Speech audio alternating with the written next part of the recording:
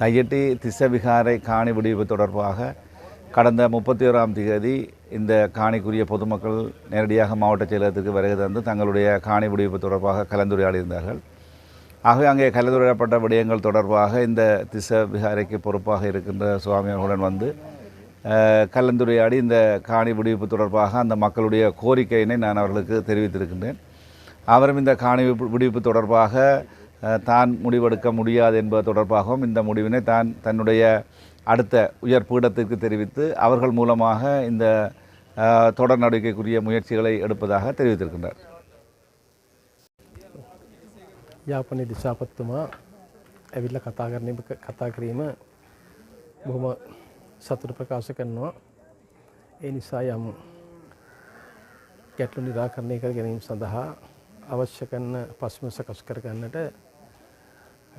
රජයත් සංඝ සභාවත් ඒ අවශ්‍ය කටයුතු සිදු කරાવી. தையட்டி விகாரை காணி தொடர்பாக யாழ்ப்பாண மாவட்ட செயலாளர் மருதலிங்கம் பிரதீபன் இன்றைய தினம் தையட்டி விகாராதிபதி ஜிந்தோட்ட நந்தராமதேரரை சந்தித்து கலந்துரையாடினார்.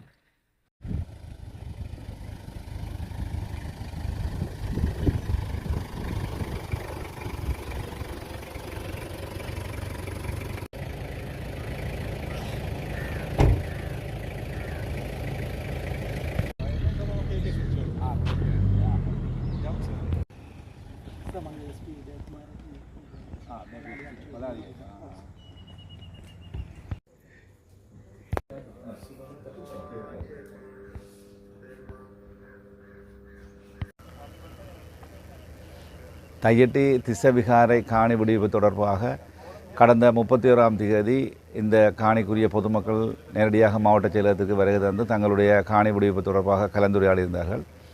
ஆகவே அங்கே கலந்துரையாடப்பட்ட விடயங்கள் தொடர்பாக இந்த திஸ்ஸவிகாரைக்கு பொறுப்பாக இருக்கின்ற சுவாமி அவர்களுடன் வந்து கலந்துரையாடி இந்த காணி விடுவிப்பு தொடர்பாக அந்த மக்களுடைய கோரிக்கையினை நான் அவர்களுக்கு தெரிவித்திருக்கின்றேன்.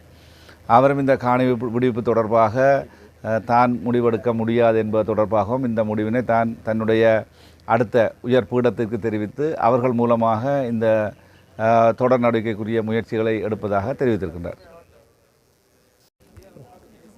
යාපනයේ දිසාපතිතුමා ඇවිල්ලා කතා කිරීම බොහොම සතුට ප්‍රකාශ කරනවා. ඒ නිසා යම් ගැටලු නිරාකරණය කර ගැනීම සඳහා අවශ්‍ය කරන පසුබිම සකස් කර ගන්නට රජයත් සංඝ සභාවත් ඒ අවශ්‍ය කටයුතු සිදු කරાવી.